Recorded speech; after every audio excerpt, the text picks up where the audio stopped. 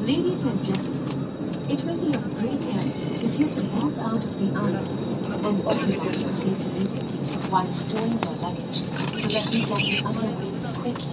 Thank you.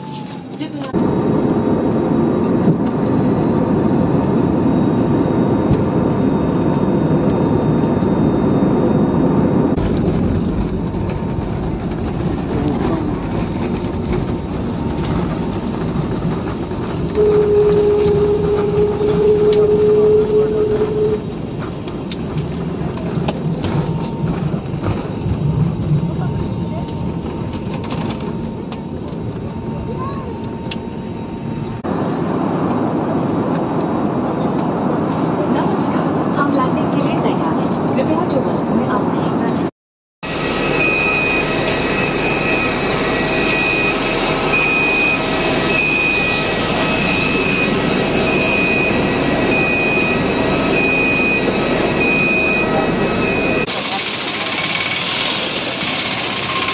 এখন আমি আছি সিএমসি ভেলোর হাসপাতালে।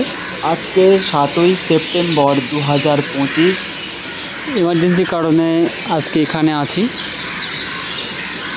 আমার একটা বন্ধুর পরিবারে একজন অসুস্থ হয়ে গেছে, খুব এমার্জেন্সি। তো এই কারণে আজকে ওই দাদাদের সঙ্গে এসেছি, কারণ এই ভেলোর হাসপাতাল সম্পর্কে আমার কিছু অভিজ্ঞতা আছে, কোথায় কিভাবে চিকিৎসা করাতে হয়। সেই কারণে আমি এখানে এসেছি ওদের সঙ্গে সম্পূর্ণভাবে গাইড করার জন্যই। তো ট্রেনের মাধ্যমে এখানে এসেছি, কলকাতা থেকে প্লেনে করে বাই ফ্লাইট চেন্নাইতে আসলাম। চেন্নাই এয়ারপোর্টে চেন্নাই থেকে 4 চাকা বুক করে, অর্থাৎ 4 হুইলার বুক করে ভেলোর হাসপাতালে এখানে আসলাম।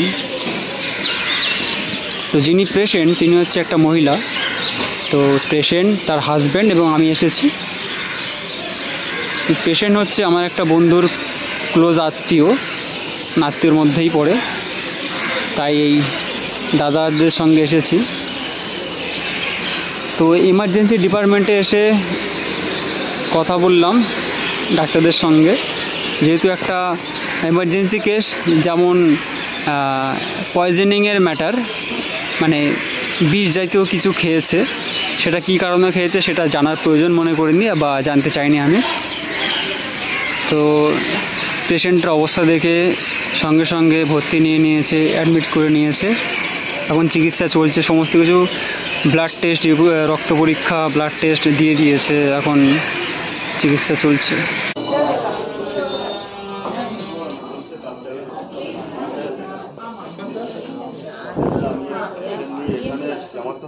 ब्रो दे तू यार ब्रो।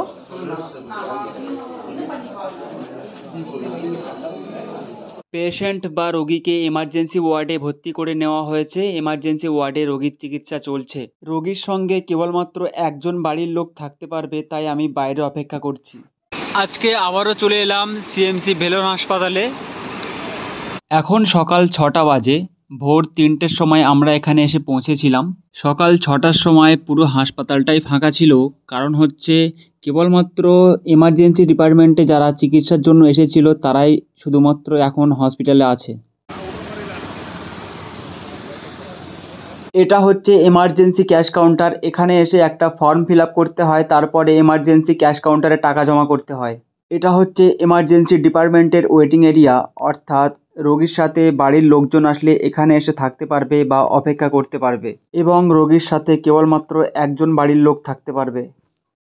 আমি আমার ঘরে গিয়ে বিশ্রাম নিলাম এবং রাত্রিবেলা পেশেন্টকে দেখার জন্য আমি চলে এলাম সিএমসি ভেলোর হাসপাতালে।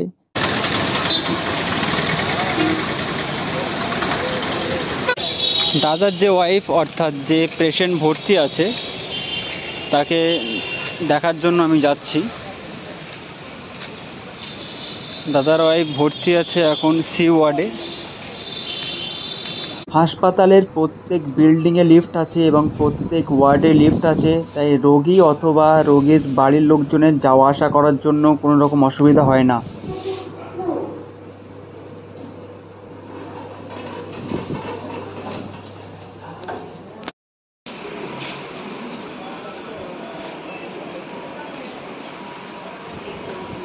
এখন আছি কাটপাটি জংশন স্টেশনে। এখানে এনাদের চিকিৎসা কমপ্লিট হয়ে গেছে বা সম্পূর্ণ হয়ে গেছে, তাই এখান থেকে আমরা যাব চেন্নাই স্টেশনে। কারণ কাটপাটি স্টেশন থেকে হাওড়া স্টেশনে সরাসরি ট্রেন পাওয়া যায়নি, তাই আমরা এখন এখান থেকে যাব চেন্নাই স্টেশনে, আর চেন্নাই থেকে সরাসরি হাওড়া স্টেশনে পৌঁছে যাব। কাটপাটি স্টেশনে এসে আমরা 4 নম্বর প্ল্যাটফর্মে চলে এলাম, কারণ 4 নম্বর প্ল্যাটফর্ম থেকেই চেন্নাই যাওয়ার জন্য ট্রেন আসবে, তাই আমরা 4 নম্বর প্ল্যাটফর্মে এসে অপেক্ষা করতে থাকলাম। কাটপাটি থেকে চেন্নাই যাওয়ার জন্য ট্রেনে উঠে পড়লাম এবং 2 ঘন্টা পর আমরা চেন্নাই সেন্ট্রাল স্টেশনে পৌঁছে যাব। আমরা এখন চেন্নাই সেন্ট্রাল স্টেশনে পৌঁছালাম। প্রায় 2 ঘন্টা 10 থেকে 15 মিনিট সময় লাগলো। এখন আমরা স্টেশনে নামবো।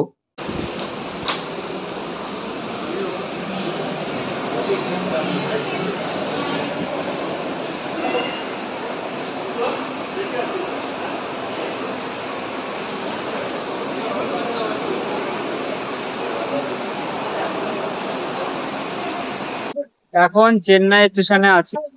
কাটপাটি স্টেশন থেকে চেন্নাই স্টেশনে আসলাম, আর এখান থেকে সন্ধ্যা 7টার সময় চেন্নাই থেকে হাওড়া স্টেশনের জন্য ট্রেন আসে। 7টার সময় এখান থেকে আমরা ট্রেনে উঠবো আর হাওড়াতে পৌঁছাবো। চেন্নাই সেন্ট্রাল স্টেশনে আসার পর মোটামুটি 4.5 ঘন্টা মতো অপেক্ষা করতে হবে। সন্ধ্যা 7টার সময় ট্রেন ছাড়বে এখান থেকে, তাই একটু বাইরে আসলাম।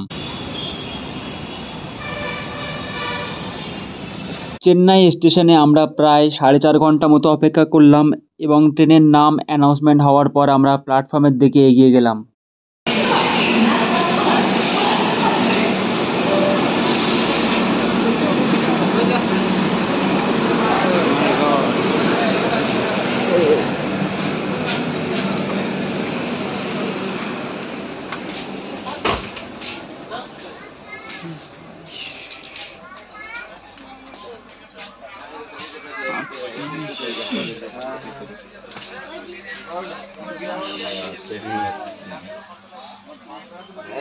আমরা ট্রেনে উঠে আমাদের সিট নম্বর অনুযায়ী আমরা আমাদের সিটে বসে পড়লাম।